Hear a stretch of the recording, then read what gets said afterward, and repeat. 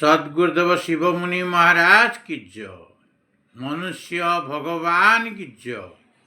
अखिल भूमंडल सर्वशिरोमणि मुनि समाज की जय।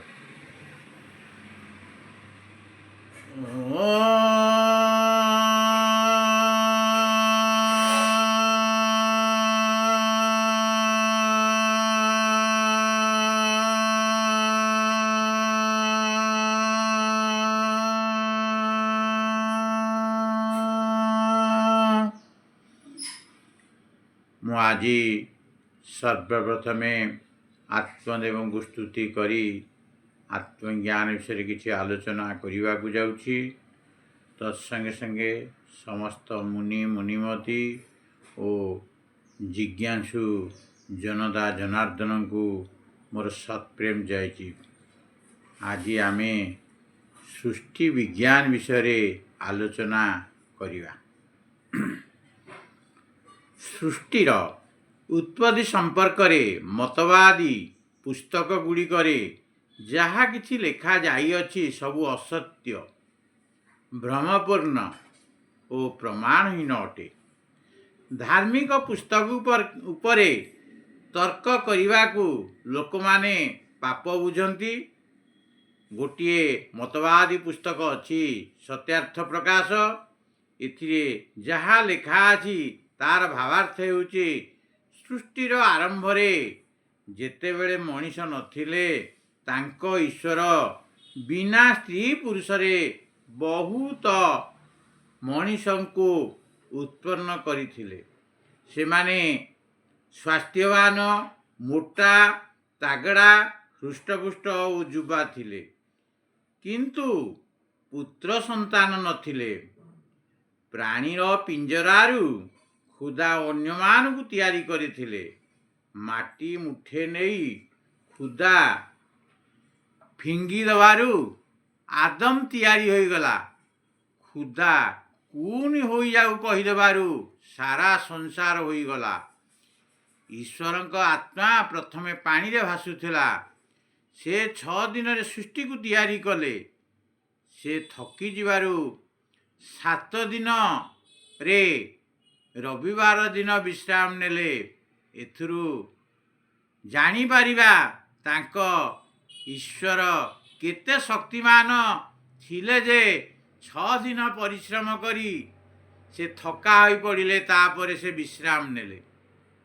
ଆଉ ଗୋଟିଏ ଧାର୍ମିକ ପୁସ୍ତକରେ ଲେଖା ଅଛି ପୃଥିବୀ ପ୍ରଥମେ ଜଳରେ ବୁଡ଼ି ରହିଥିଲା। ବିଷ୍ଣୁ ଭଗବାନ ଘୁଷୁରୀ ବା ବରାହ ଶରୀର ରୂପ ଧାରଣ କରି ପୃଥିବୀକୁ ଜଳରୁ ଉପରକୁ ଆଣିଲେ।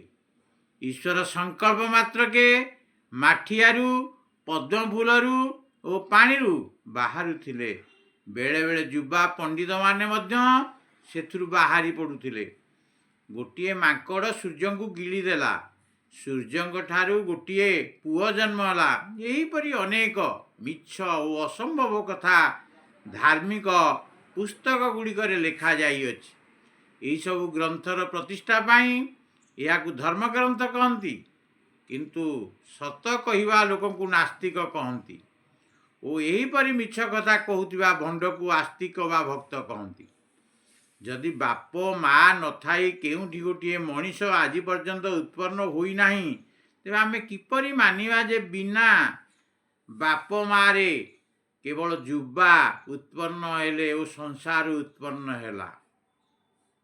ମଣିଷରୁ ମଣିଷ ଓ ଘୋଡ଼ାରୁ ଘୋଡ଼ା ଓ ପିମ୍ପୁଡ଼ିରୁ ପିମ୍ପୁଡ଼ି ଉତ୍ପନ୍ନ ହୁଏ। ଖୁଦାରୁ ଖୁଦା ଉତ୍ପନ୍ନ ହୋଇପାରିବ ନାହିଁ କି ଅନ୍ୟ କିଛି ଉତ୍ପନ୍ନ ହୋଇପାରିବ ନାହିଁ।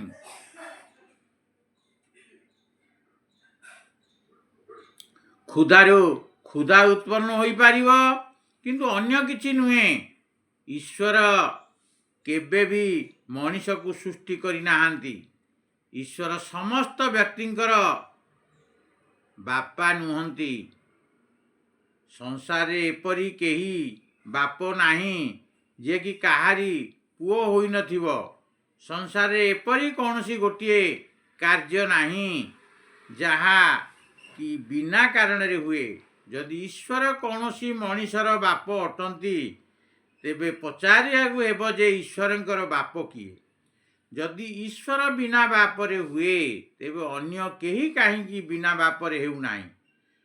ଯଦି ଈଶ୍ୱର ସର୍ବଶକ୍ତିମାନ କାରଣରୁ ସବୁ କିଛି କରିପାରନ୍ତି ତେବେ ବିନା ବାପରେ ଆଜି କାହିଁକି 2-4 ଜଣ ମଣିଷ ଉତ୍ପନ୍ନ କରିପାରୁନାହାନ୍ତି? ଯଦି ଈଶ୍ୱର କାହାର କାରଣ ହୁଅନ୍ତି ତେବେ କହିବାକୁ ଈଶ୍ୱରଙ୍କ କାରଣ କିଏ? ଯଦି ଈଶ୍ୱର ବିନା କାରଣରେ ହୋଇପାରନ୍ତି ତେବେ ଅନ୍ୟ ସବୁ ମଧ୍ୟ ବିନା କାରଣରେ ହୋଇପାରିବ। ଯଦି ଈଶ୍ୱର ବିନା କାରଣରେ ହେଉଥିଲେ ଆଜି କାହିଁକି ବିନା କାରଣରେ ହେଉନାହାନ୍ତି? ଯଦି ଆଜି ବିନା କାରଣରେ କିଛି ହେଉନାହିଁ ତେବେ ଆଗରୁ ମଧ୍ୟ ବିନା କାରଣରେ କିଛି ହେଉନଥିଲା। ଈଶ୍ୱର ସବୁ ଉତ୍ପନ୍ନ କରିଛନ୍ତି କହିବା ବ୍ୟର୍ଥ, ଅସତ୍ୟ ଅଟେ। ଯେଉଁ ଈଶ୍ୱର ବିନା କାରଣରେ ହୋଇଛନ୍ତି, ଯାହାର ପିତାଙ୍କର ଠିକଣା ନାହିଁ, ସେ ନିଜେ ମିଥ୍ୟା ଏବଂ କାଳ୍ପନିକ। ଯେ କାଳ୍ପନିକ ସେ ମଣିଷ ଓ ସଂସାରର ପିତା ହୋଇପାରିବେ ନାହିଁ। ବନ୍ଧ୍ୟା ପୁତ୍ର କେବେ 2-4 ଜଣ ସନ୍ତାନର ପିତା ହୋଇପାରିବ ନାହିଁ। ଯେଉଁ ଈଶ୍ୱରର ନିଜର ଅସ୍ତିତ୍ୱ ନାହିଁ ଓ କାଳ୍ପନିକ ବସ୍ତୁ, ସେ ଅନ୍ୟ କିଛି ସୃଷ୍ଟି କରିପାରିବ ନାହିଁ।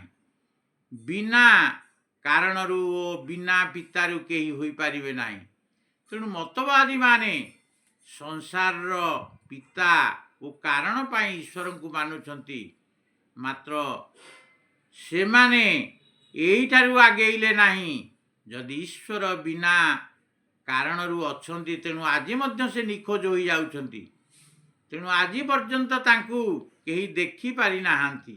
ଏତକ ମିଥ୍ୟାଚାରୀ ଈଶ୍ୱରଙ୍କୁ ଦେଖିଛନ୍ତି ବୋଲି କହନ୍ତି। ଏହା ଚକ୍ଷୁ ବିଷୟ କି ଇନ୍ଦ୍ରିୟ ବିଷୟ ମଧ୍ୟ ନୁହେଁ।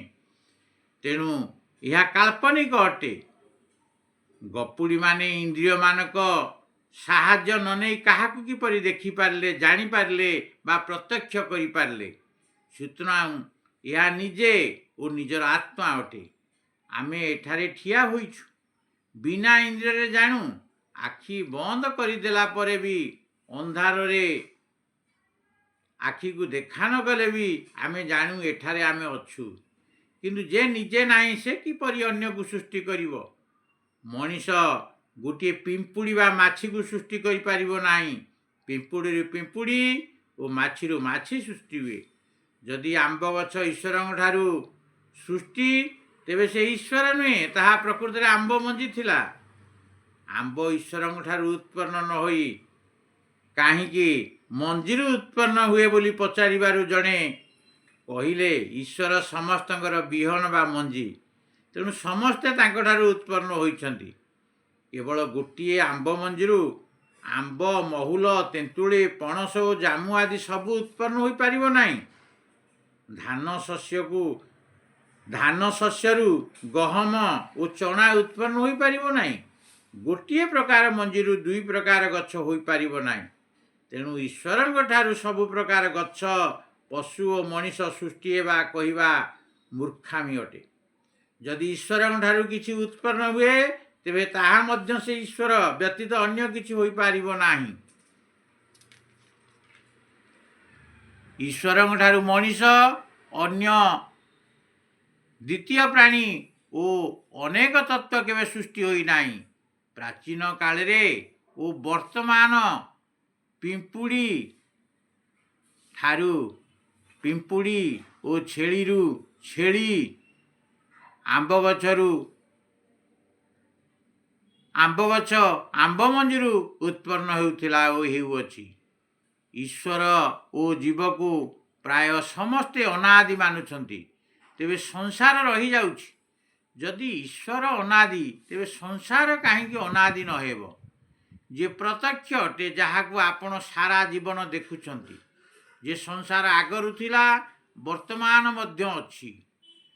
ସଂସାର ଏହି କ୍ରମ ସବୁବେଳେ ଚାଲୁଅଛି।